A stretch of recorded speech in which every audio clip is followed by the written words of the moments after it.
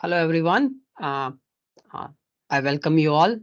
My name is Tirth, and I'm one of the education consultants at the Aussizz Group Perth. Um, Thank you so much for joining Conclave 2023, presented by the Aussizz Migration and the Education Consultants. In this topic video, we'll be discussing about the construction industry related courses and the PR pathway. So just to give you a brief idea about this session, first I'll be discussing about the courses and their entry requirement and what are the visa conditions that you need to make sure while doing this course, or if you are thinking about doing this course. And later on, our colleague Kuzmin, who is a registered migration agent, will be discussing about the what are the PR options for you, what will be the requirement later on for the future visas, and the skills assessment requirement, such as the job ready program. So during the session, if you have any question, we encourage all of you to drop your question in the chat box, and at the end of the session we'll be answer your question. So um, uh, now I'll share my presentation and we'll be discussing about the courses. So just to confirm with everyone, can everyone see my screen?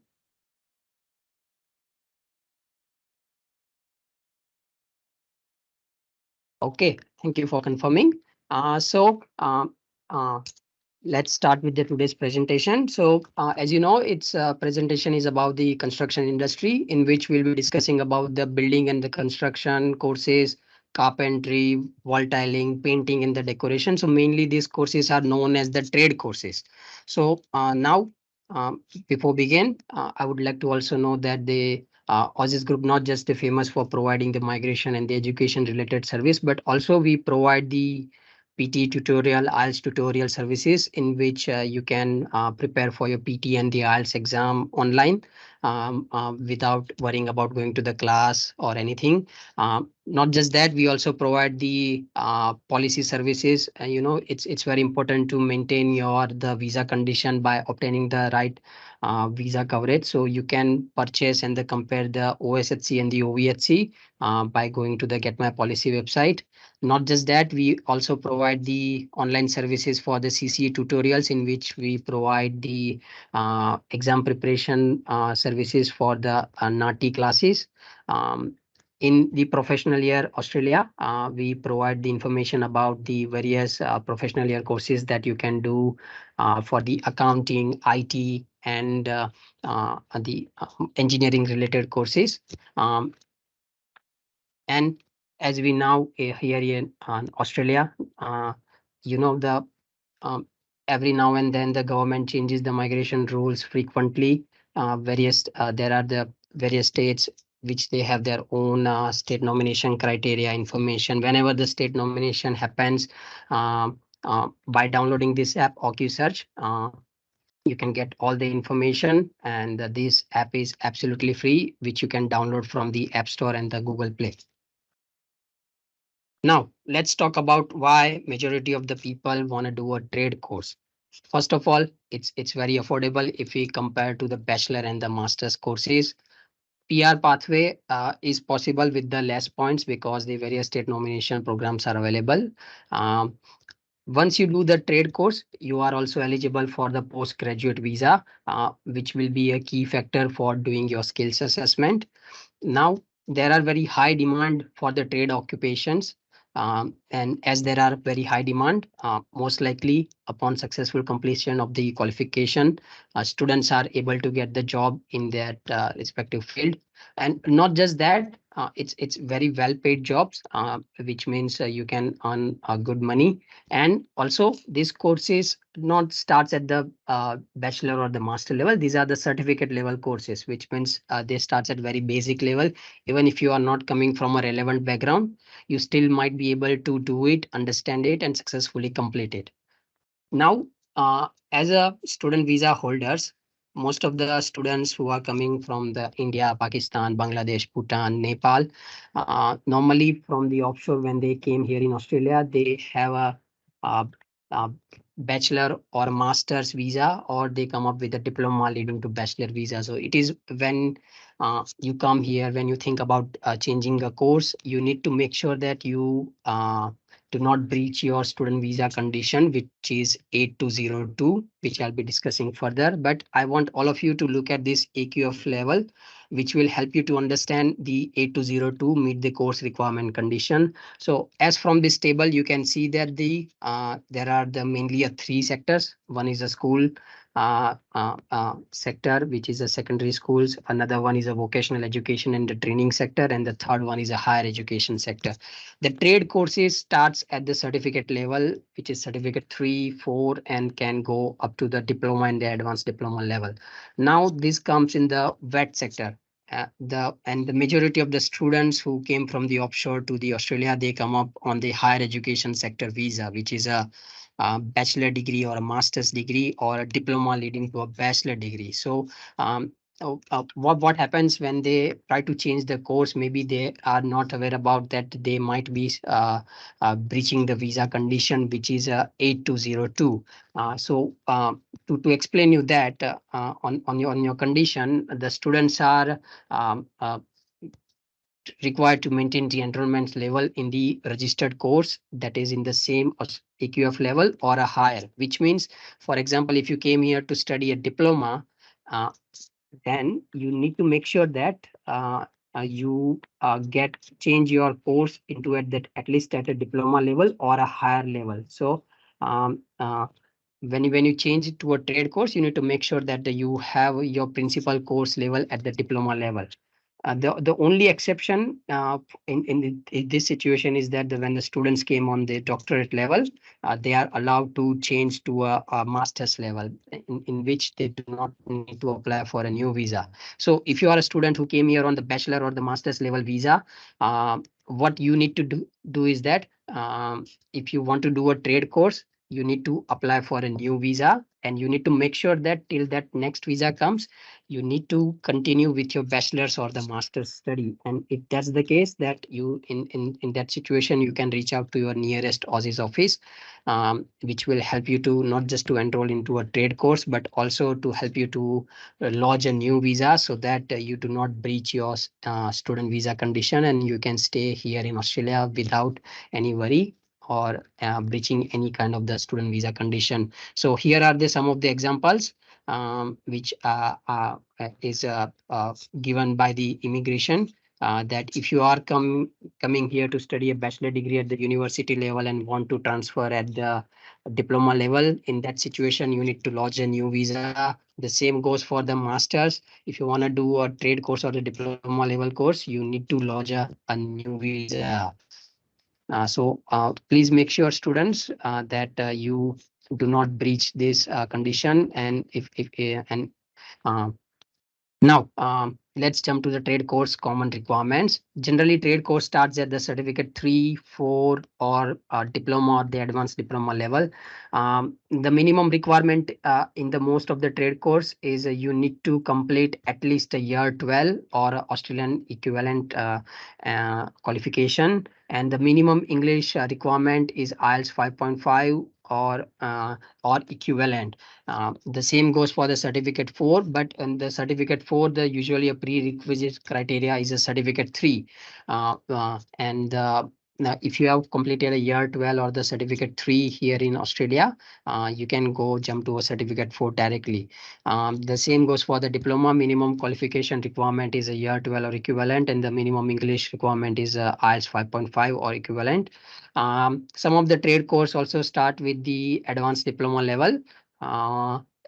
Again, they have the same prerequisites, like you need to complete a minimum diploma or year 12 equivalent qualification, and the IELTS requirement can be a minimum 5.5. College or the university can give you an exemption in such scenario, where if you have completed the AQF level of certificate 4 or higher, then the English requirement can be exempted. Now, these are the various trade courses that are available in the related to a building and construction industry, and these are the occupations that you can later on get it. to apply for your permanent residency. So if you do a trade course in a carpentry, your occupation will be a carpenter. If you are going to do a painting and the decoration course, you will be most likely get the occupation, which is a painting and the trades worker. If you do a bricklaying and a block laying course, you will become a bricklayer. And for the fabrication in the building, later on, you will become a metal fabricator or a welder, which is actually very in a high demand. For a wall and the floor tiling courses, you will become a wall and a floor tiler.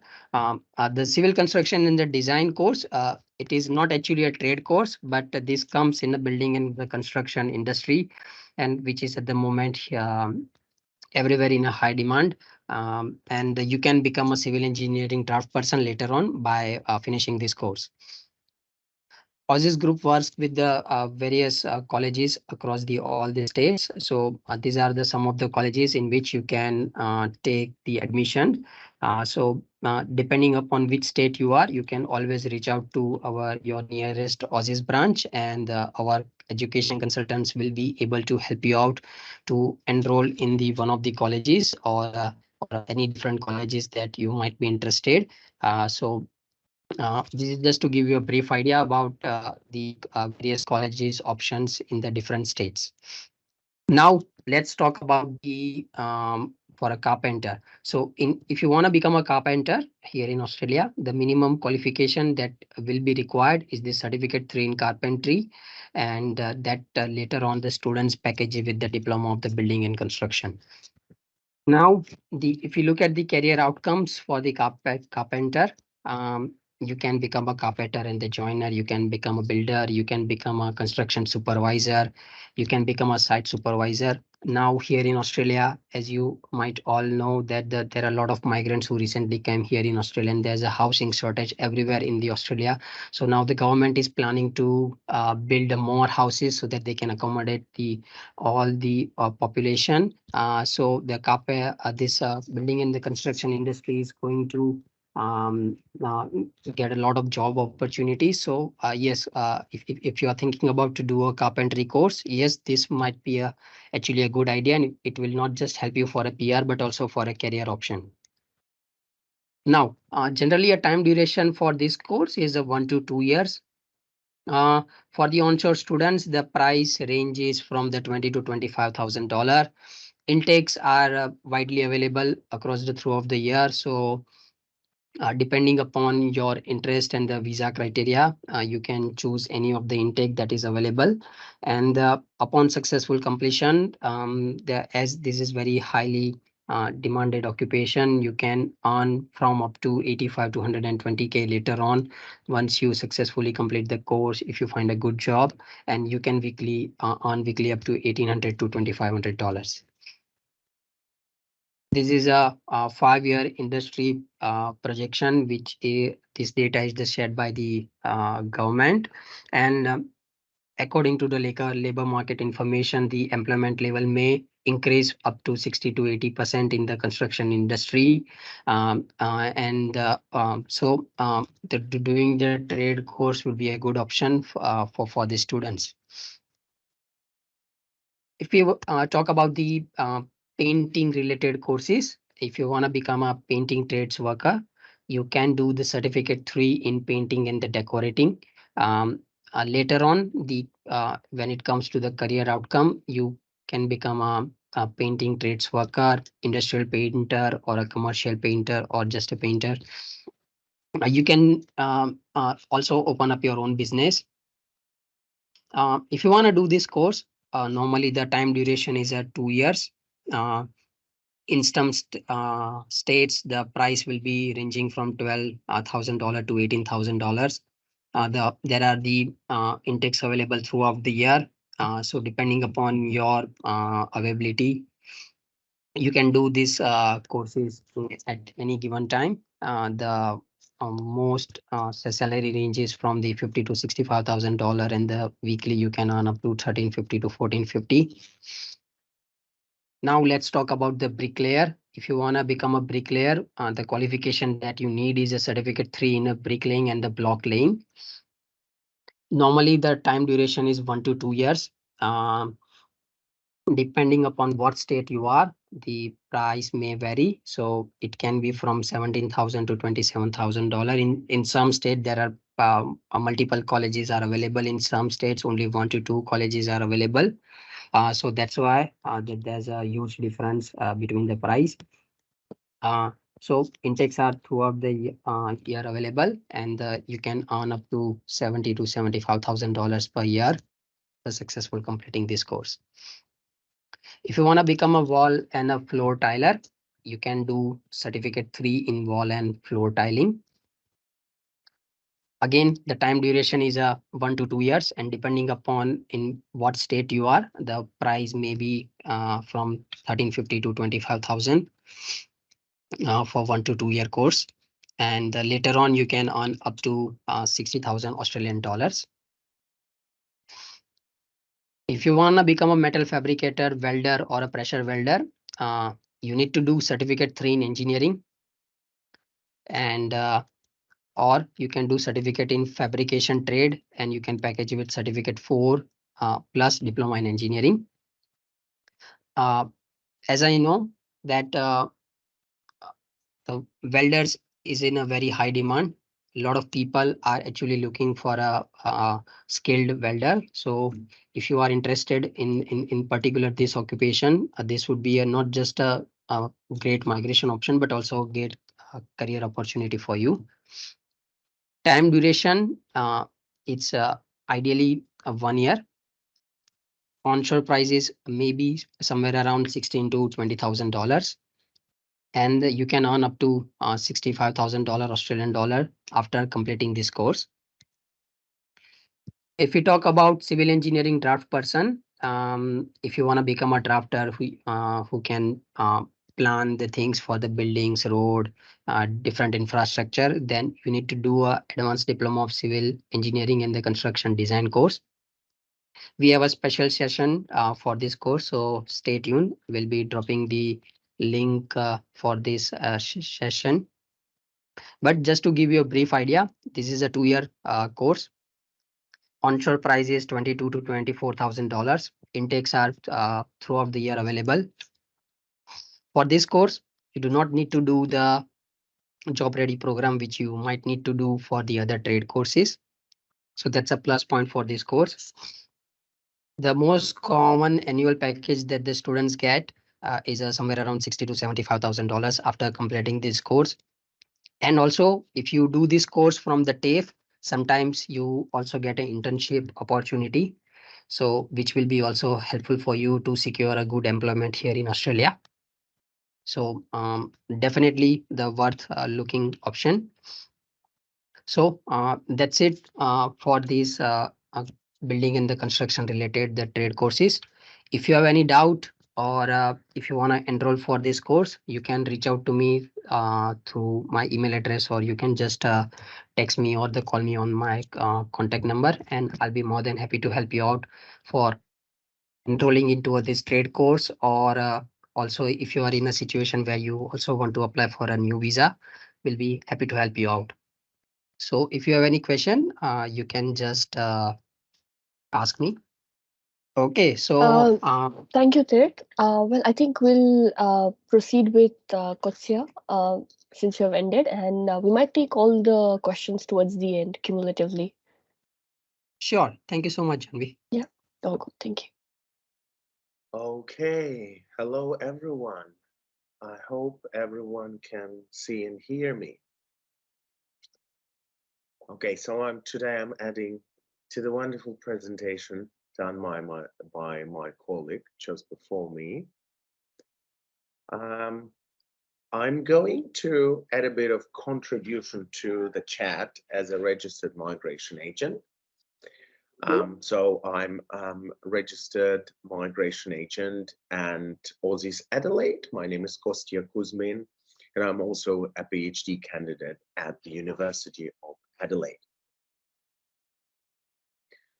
Okay, so my colleague from the education team has already said a little bit about that, but I just want to form your understanding by showing a couple of articles. So this is South Australian 7 News. new home builds to fall as construction industry faces a skill shortage of up to 80,000 tradespeople. And certainly you cannot fill that 80,000 people shortage by people who are already in Australia. This is simply impossible. You would have to recruit migrants to be able to do that job. Hence, there is a dramatic skill gaps in the industry, and none of the government's plans to build homes are actually going to ever be realized if we don't have a highly skilled workforce that is able to do the job. Now look, another piece of news, proved industry shortages, I'd call it. Building challenges are starting to ease, but that doesn't mean you'll be able to find a tradies. A very recent article from the ABC. Doesn't mean you're able to find a tradie. You can't find a tradie. You can't find anyone to do the job. That's a real problem. We've had a massive increase in, first we had a supply shortage of main materials during the pandemic.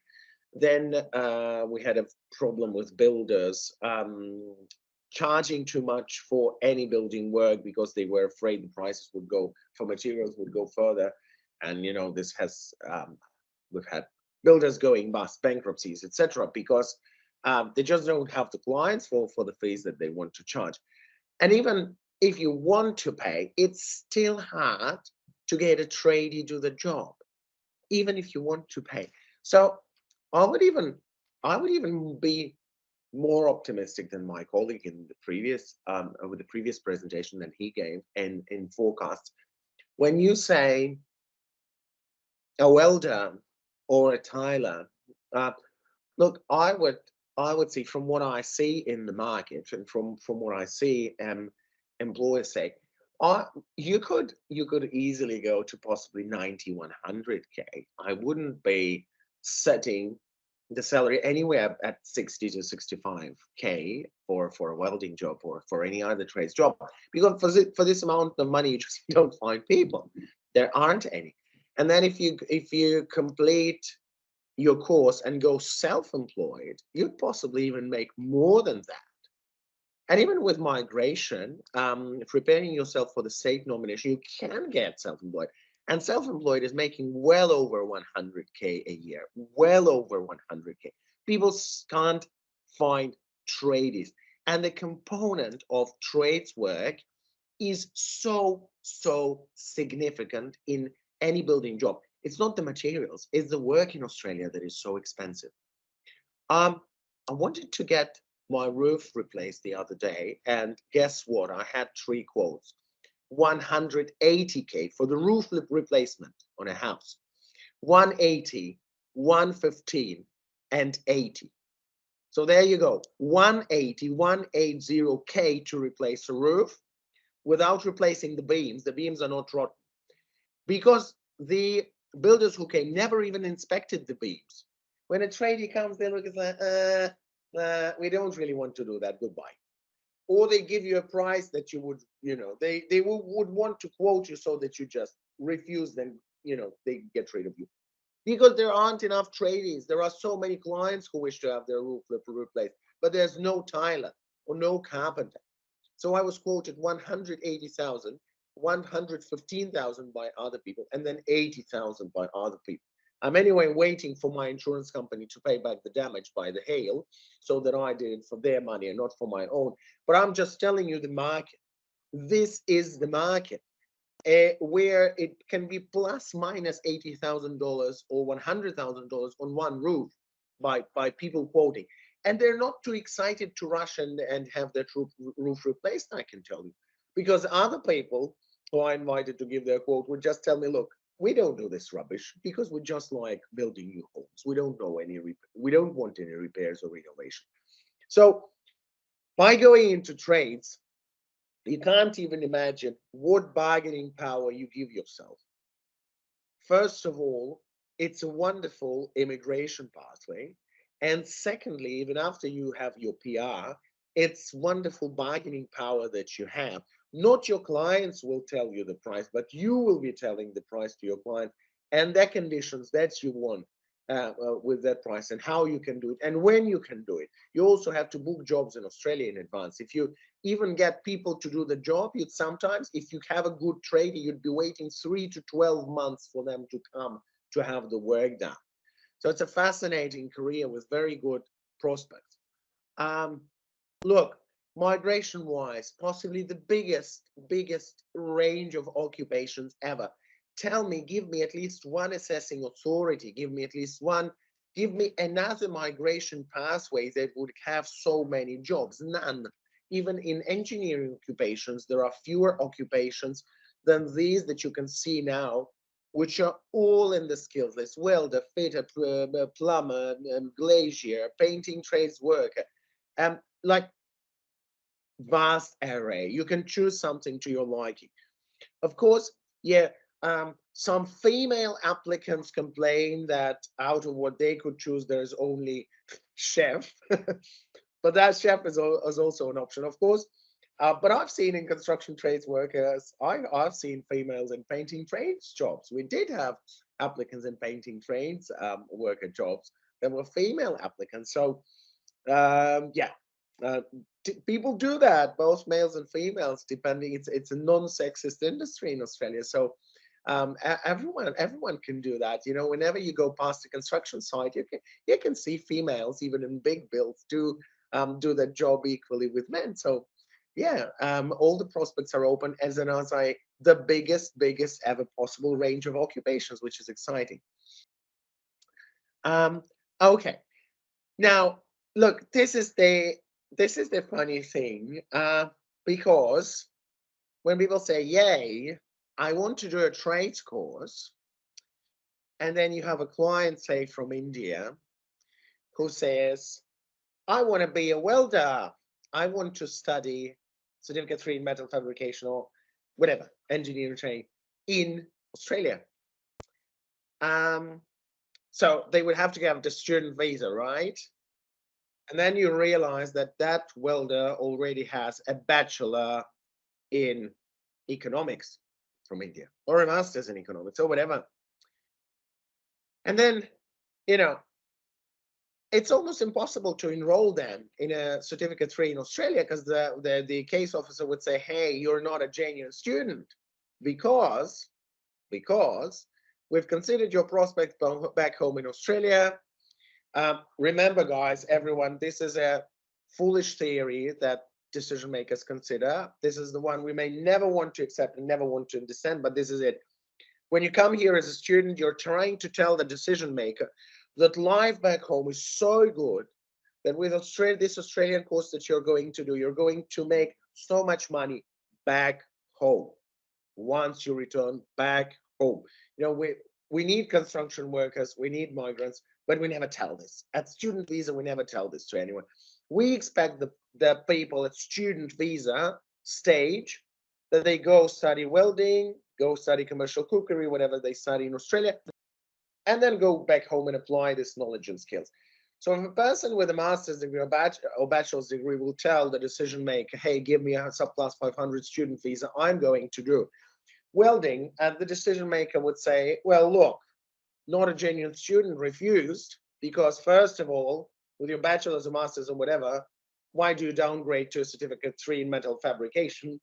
And secondly, how do you see yourself coming back to India and earning, say, $500 a month as a welder, if in Australia you would be earning up to 8 or 10K a month as a welder?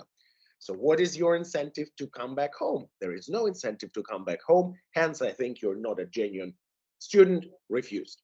Okay? So this is the catch. This is the problem.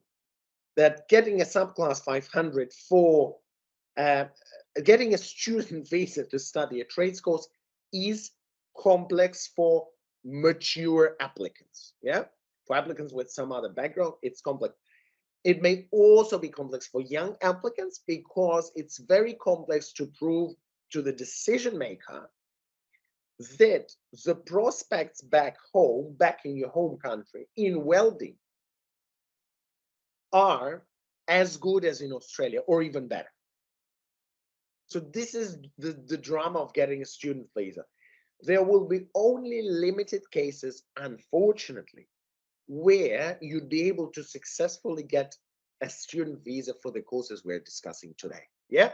Yes, with some work of your education consultant, possibly migration agent, with some referring to data and maybe with some explanation how you'd run your own business if you come back to India and still make more income or equivalent income to that you'd be making in Australia, maybe you would be able to go around that. But remember that subclass 500 for these courses would be complex, would not be easy. Okay.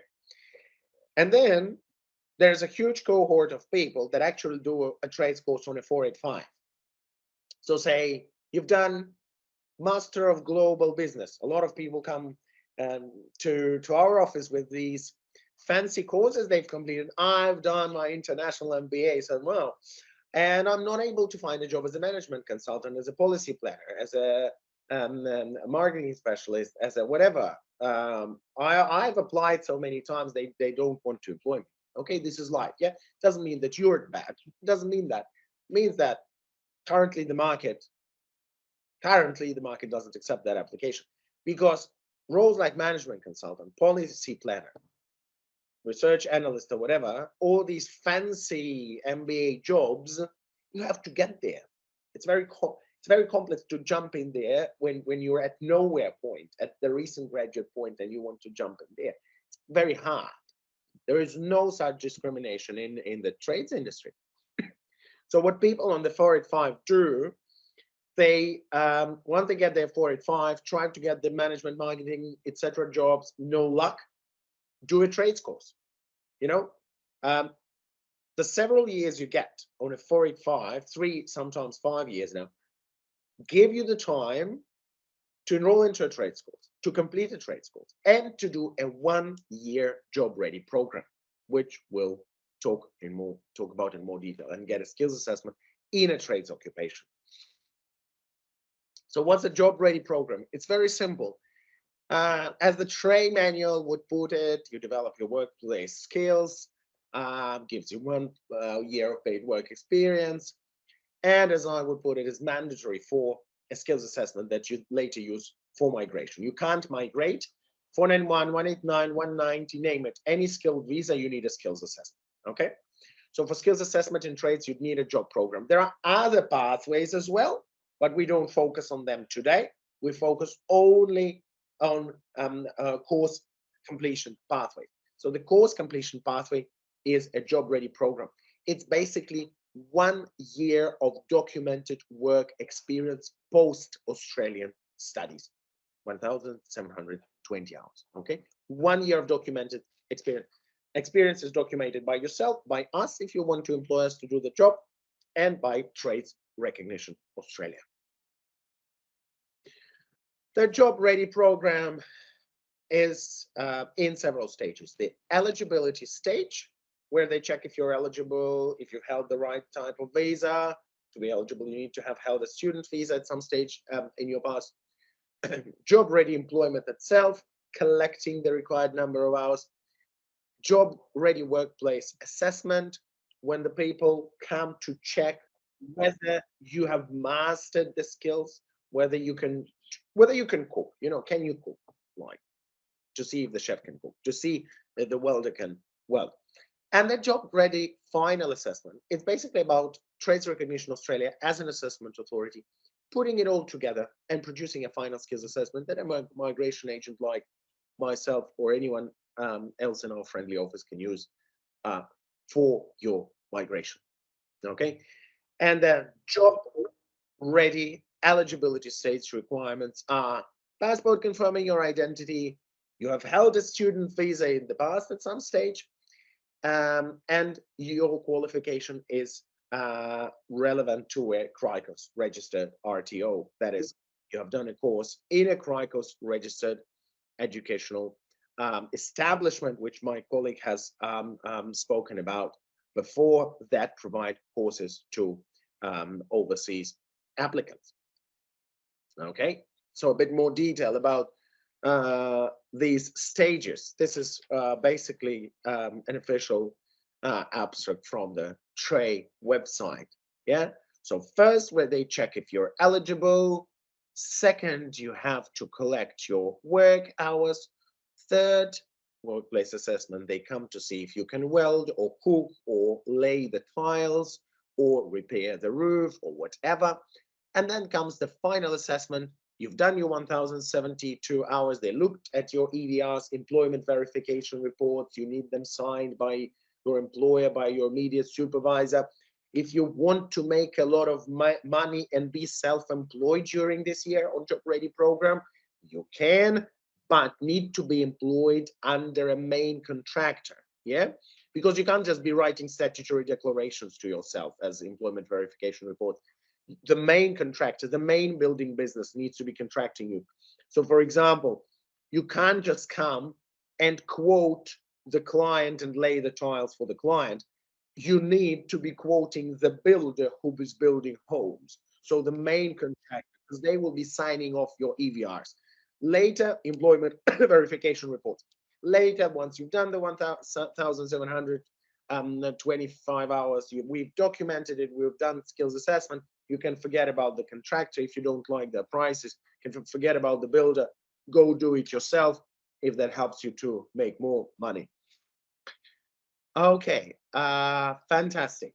Now, the fees, the program is a bit pricey in terms of the workplace assessment. As you can see, the registration fee is only $130. Job Ready employment, when they start collecting your pay slips and stuff, is only $490. And then there is an expensive workplace assessment when they come to see if you can do the job. For that, they charge almost $3,000, and the final skills assessment, that is generating the document which says you're eligible to apply in the skilled migration program, is $75. Okay, look, any state would want tradespeople. So whenever people leave Melbourne or Sydney and come to us, come to Adelaide, because we have a big migration program, I say, yeah, guys, I understand you, because you would easily get a pathway, a PR pathway here, which you couldn't get in Melbourne or Sydney because it's too competitive, blah, blah, blah. Well, look, for tradespeople, they can survive anywhere. There's no place which is too competitive for them. If you're a welder, you can stay at any state. You know, even you can be in even metropolitan Sydney, and it will be fine. And it will be fine, because everyone needs workers in the trade sector. So any state. Perhaps only a registered nurse can be in the same situation, or a doctor. So huge bargaining power, even with migration bodies and states. So there's huge bargaining power when you're a tradesperson, especially in the hardcore building trades like welder, carpenter, tiler, etc. Okay. So as I have already said, trades courses are a fantastic option for people who've done the fancy degrees of management, global management, project management, and other management degrees. I don't say these are bad courses. I'm just saying sometimes some people can't get a job after them. Yeah. And you can't just be sitting and waiting that you get one if you don't see one coming, you know, because you're afraid that your 485 is running out, time's running out, you don't get paid well, you don't get migration prospects just here and just now.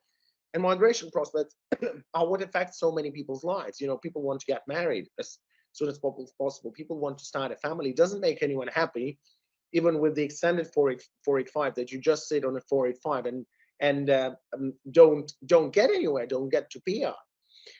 So this is a fantastic option for these people, after all these fancy management courses, to be able to do an occupation which is on the list and which they can do in any state and secure a state nomination. A wonderful thing. Importantly, can be fast-tracked to 1 to 2 years of study, rarely to 1, as I could understand. Comments from education team, more often to 2 years of study, but still somewhere around that, unless you choose electrician or plumber, which are of course licensed trades and may take much longer than that. And offer excellent employment opportunities for migration, for setting up own business and generating as much income as you like. You know, I've seen so many people do enrolled nurse, for example. Yeah, they hate nursing. Yeah, they don't like serving people. Not many people can do this job, right? I would never be able to look at blood and people's sufferings. It's very difficult just for some people, but so many do it in nursing because it's a wonderful pathway.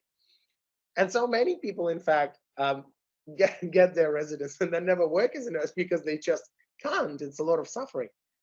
Well, with this pathway, this is occupation of a lifetime because it gives you the income level and the relatively risk-free environment of not working with people, but working with building materials all the time. I mean, yes, you have to supervise a team, obviously, if you want to go higher than everyone else, but there's much less of risk and stress and, you know, this faculty of not being able to do what the medical staff does, but people just choose it because it's a PR pathway. And although I understand the construction courses are not for everyone, not everyone likes doing hard physical labor these days, right? But it's just a fantastic option money-wise, and it's an excellent thing because in, say, nursing, your employer would be telling you what you have to do. In this industry, after you migrate, you can just work as much as you like or not work at all or just do part-time and still have a lot of money. This is how builders do. If you look at builders in your neighborhood, they finish at 2 p.m. or at 3. They start very early, though. Yeah, but it's a fantastic career and certainly one of the strongest, if not the strongest, PR option these days. And this slide is just for your reference. You can have my contact details to be able to advise you further on any questions that you have in the future. Thank you, everyone, for your attention, and it was a pleasure to present for you today. Thanks a lot, Kostya and Tirth. The session was really informative and wonderful. And I think, I mean, what options do we not have? Nothing that's not lucrative about the construction industry.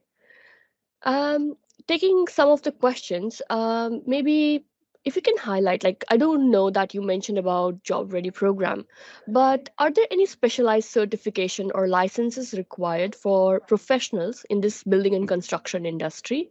And any steps that would be involved in obtaining these credentials?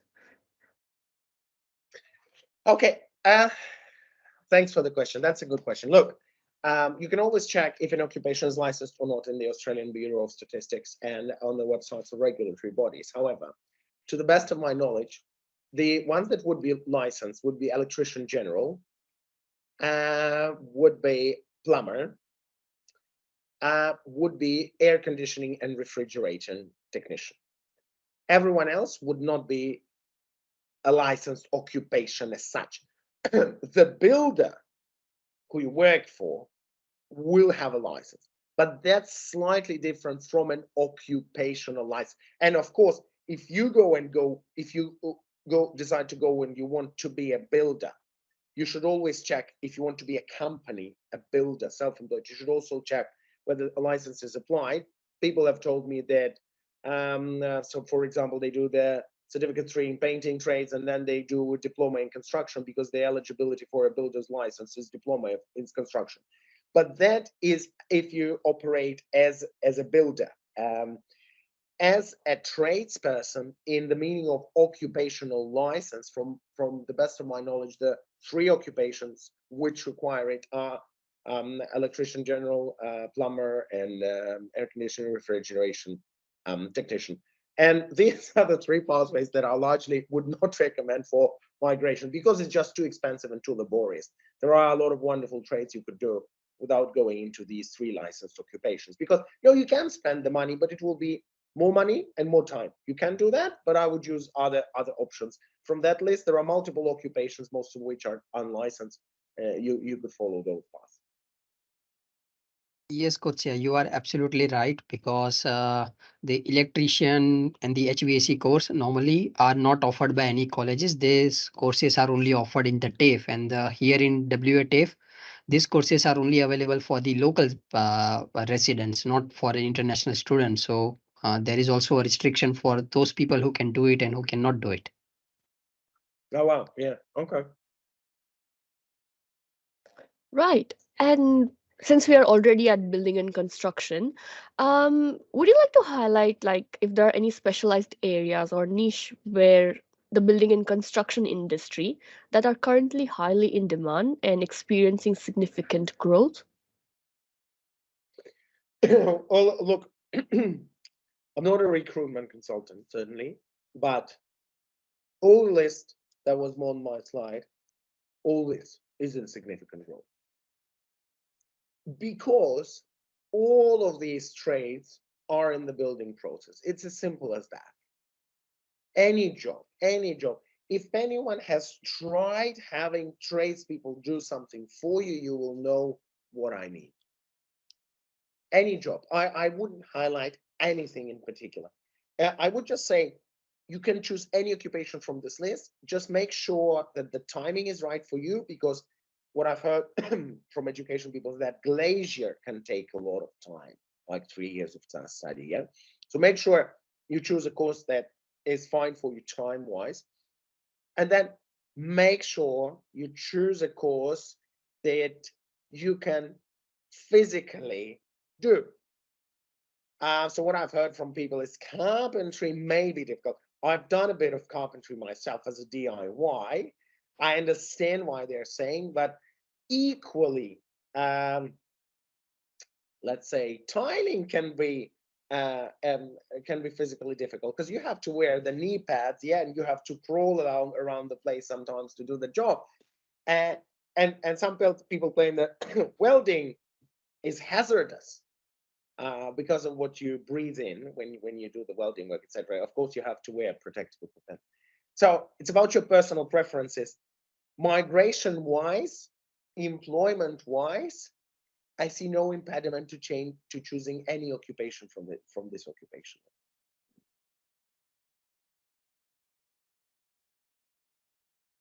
That was very well said.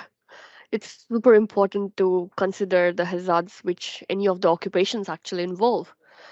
Like since you already touched on the migration pathway, I would like to ask you about some specific visa options or programs that international workers in the construction industry can consider to pursue PR. Look, we can do. I'd say the best thing we can do for them is the 190. We wouldn't be doing 491 for them, but we can. But why on earth would someone do this hard work for a 491? Most of the people that got these assessments and worked in these fields got a 190.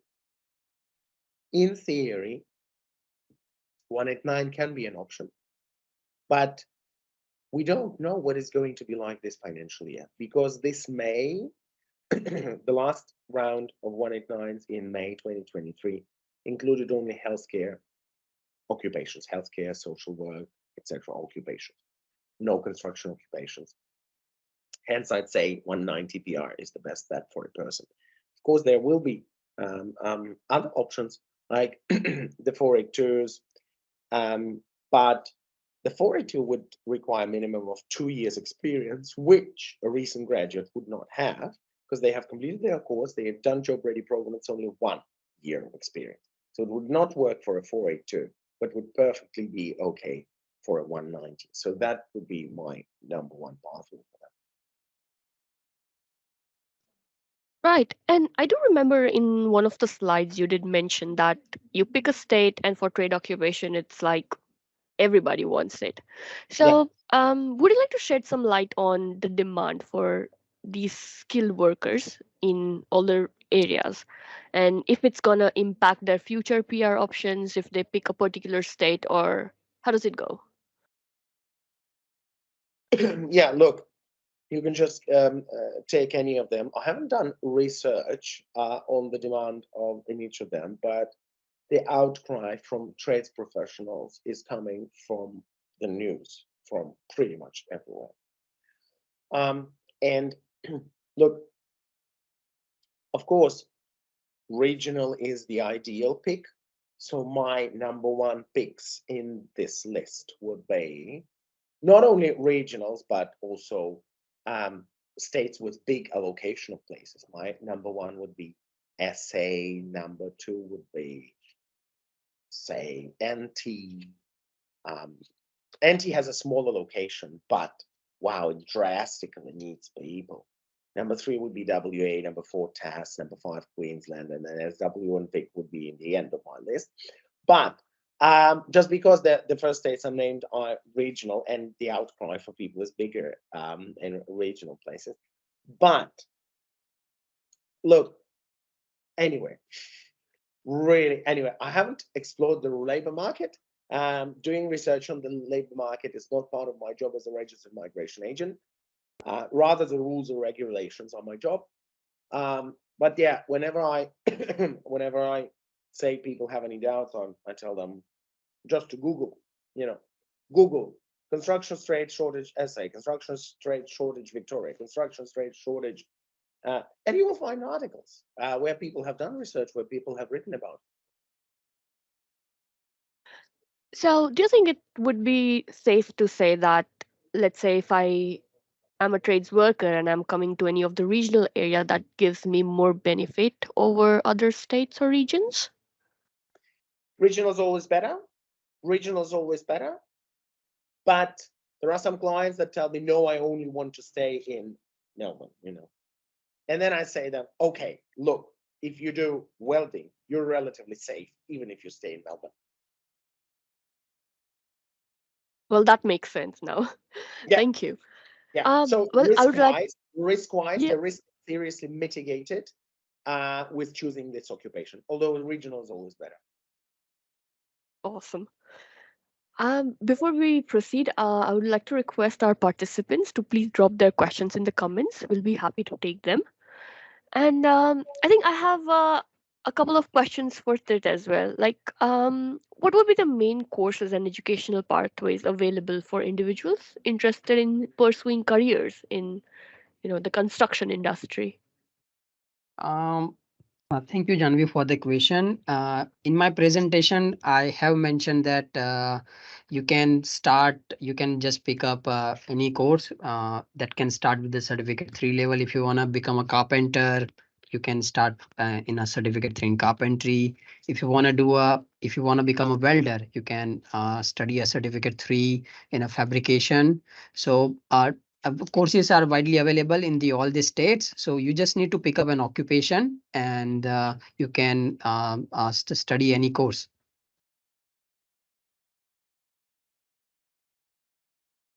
Very well, Tirth. Thank you. And can you also elaborate on the role of carpentry in construction industry and provide maybe some insights into specific courses or apprenticeship programs that the aspiring carpenters should consider? Well, carpentry courses does not need a apprenticeship program. Upon successful completion, the applicant needs to do the job ready program that, as the Kostya has mentioned in his presentation.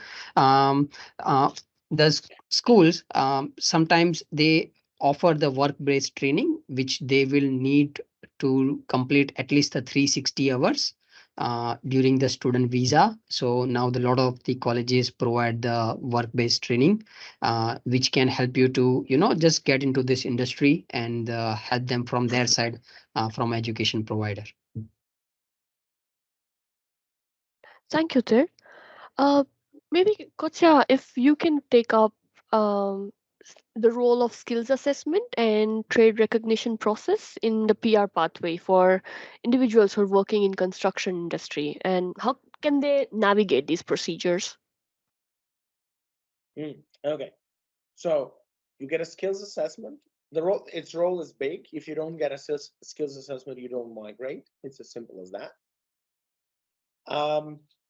It's the number one thing that you need to have. And you enroll into your course, you finish your course, You then, depends on your situation, you might have been doing a course on a 485, you might have done it on student visa, then you need to apply for 485.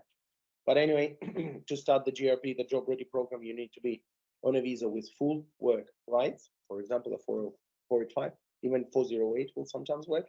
Any other visa that has full work rights. You do the 1,720 hours of supervised work, and that's where you submit your pay slips time to time, your employment verification reports, short documents signed by your employer, what you have done in your work, what you haven't done, verifying that you have come to your workplace, have worked these hours, and then they observe you do your job at the workplace, and then you get a final skills assessment. An absolutely essential process to get skills assessed and get your PR. It's as essential as having an English test score. You can't do without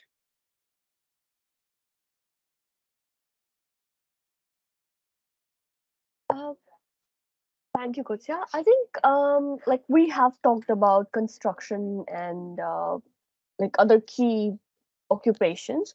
Maybe if we want to touch a bit about the painting workers, the painting industry. Or maybe I can be more specific, like what are the key aspects of painting and decoration in the construction sector, and any education pathways or trainings that are available for individuals interested in this occupation? I think it's a question for Tirth. Might I wouldn't be able to comment on that. Sure, Kostya. See, as Janvi Kostya has mentioned that it is the applicant needs to first decide that on the what trade occupation pathway they would like to go in, depending upon their interest and also the risk which are involved in at the workplace. For the painting courses, the normally standard duration is a certificate 3 for is a 1 year, and the student can also do it while on their 485 or also during the student visa. But if they are doing it on the student visa, they need to make sure that they do not breach the 8202 visa condition.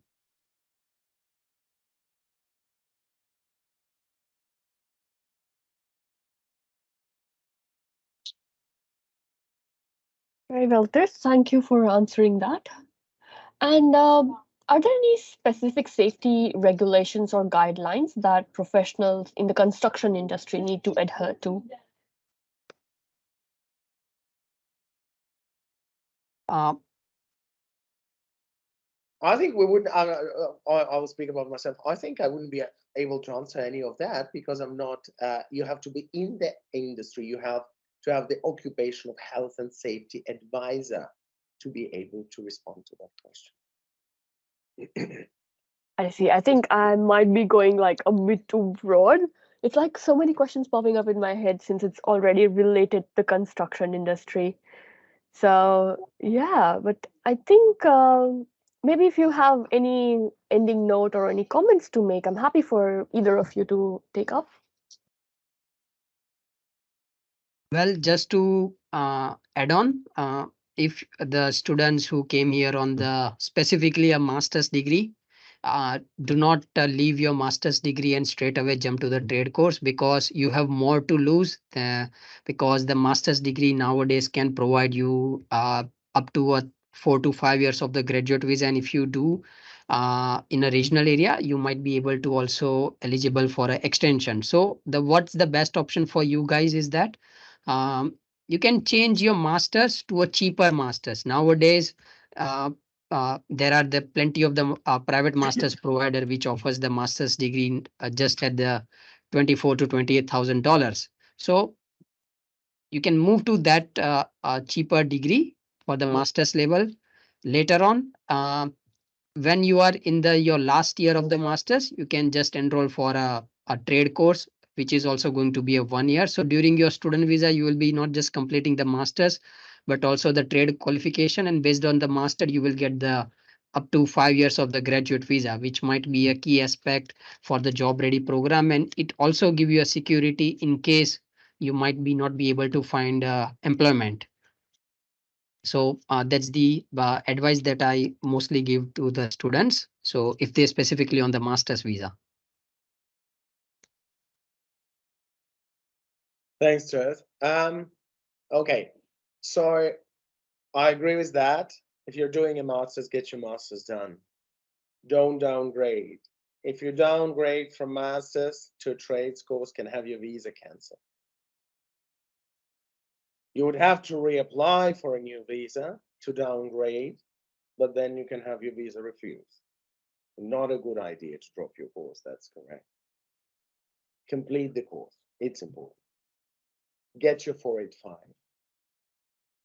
Try finding a job. You need to understand that a VET skills assessment, yeah, because if you're doing a master's, a lot of the occupations would be assessed by VET. A lot of the occupations. Try getting a job in them. Yeah, you never fail until you try. You know, you have to try. And only if you don't. Set yourself a time limit. Yeah, you've completed Masters of Global Project Management. Trying to get a job as in construction, but as project administrator or program administrator. Yeah, for example. Set yourself a deadline. For regional areas like Adelaide, I would say the deadline in Australia is 6 months. You know, some people are contacting me for jobs that I applied for 3 years ago. Yeah. So I said, oh, okay, we've had your CV. I said, wow, fantastic. Where did you find it? So 6 months is good for a regional area to get a job. For Sydney, Melbourne, yeah, maybe set yourself a deadline of 3 to 4 months. And set yourself a deadline. If you see that you can't find a job within that deadline, then you should start thinking of doing a trades course. Doing a trades course, enrolling into a trades course, and then job ready program. Manage your time wisely. Few trades courses are 1 year. Most trades courses are 2 years, 1.5, 2. A lot of the trades courses are condensed though to 1 year or slightly more when you're on 485. Yeah.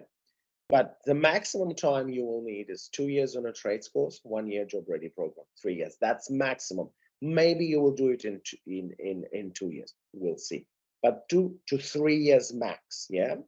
So if you have your 485 for 5 years, fantastic. You'll manage everything. You have a time to complete your master's, test the market, whether you are employable with your master's in that occupation you've always dreamed of. If it doesn't work, do a trades course, do a job ready program. You still have the time. Go for it. I also would want to say to graduates, have no fear. It's very important to have no fear. Because trades course may take you to options you would have never done through a degree. Yeah. Money-wise, will most likely pay you more. 90% will pay you more. Bring you to better pathways, bring you to more money, bring you to more satisfaction eventually, and will definitely bring you to PR. Yeah. Because if you've completed a degree in management, you can't find a job as management consultant. Well, that's understandable. Sorry, but in Australia, management consultants are people who advise to the board of directors of big companies. Tell me, is it easy to get a job as a management consultant? Well, of course it's not. Well, of course it's not for a recent graduate from a different country to get a management consultant or policy planner, blah, blah, blah, role in Australia. But I wouldn't be able to find a carpenter, tiler, a welder, a painting trades worker, etc., who would tell me,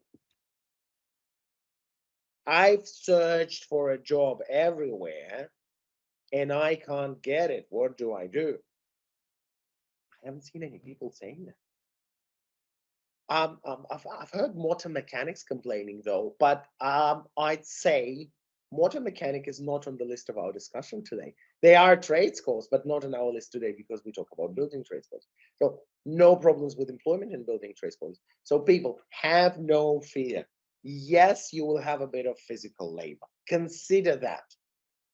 Consider that it's not going to be easy. It's going to be physically demanding. But if you're happy to do it for money, for a rewarding career, for PR, do it. This is my advice. I think the ending note, what you mentioned, was very well said, that, no occupation, it does not come easy way. It's always the hard way, be it any occupation. And I think there's a bit more hard way for trade occupation, of course. But definitely agree to what you mentioned. And I think once people complete their course, it shouldn't be very hard, as you mentioned, to get a job. Well, I think it was great having a conversation with the two of you. And for the participants, we have dropped the emails of the both of you in the chat over here. And we'll be happy to conclude our conversation. And we have next sessions, which are coming up at 2 p.m. So I would request everyone to join if those topics are of interest, which is cookery occupations, automotive occupations, civil construction design, which are following these sessions. So thank you, everyone, for joining us. Thank you, Tirth and Kostya. Thank you, Jamie. And Kostya, hopefully you will get a more better option for the roof replacement quote. So good luck. Oh, no. As long as the insurance company pays for it, I'm happy with any option. But I think it's a very nice reflection of what is occurring in the industry, because I don't think that enough people understand this and how seriously they can capitalize on this, on their 485 visa once they're already in Australia. Everyone wants to know, to do a degree job, but the main money is not there. This is what the industry should. Yes, Kostya, you're absolutely right. And we have a question from Fahad Khan. It is not relevant to our this seminar that is we are doing, but the question is that he has done a chemical engineering 4 year, working as a HSE officer in Dubai, and want to pursue certificate or a diploma from Australia in occupational safety and the health. So he needs the information. Fahad, what you can do, you can either email me or you can either email the Kostya, and we are more than happy to help you out with your inquiry. Education team would be best because you would need to explain him that his current job or any job in his recent career can link to the course if he's going to explore. Because if you can link that, then possibly you might be able to get a student visa for him. That's the thing that you know better than me. So he's in good hands with you. Thanks you, Kostya. Thank you, Tirth. Have a wonderful rest of your day, everyone. Thank you. Thank you, everyone. And thanks for joining this session, and have a good day. Thank you. Bye-bye.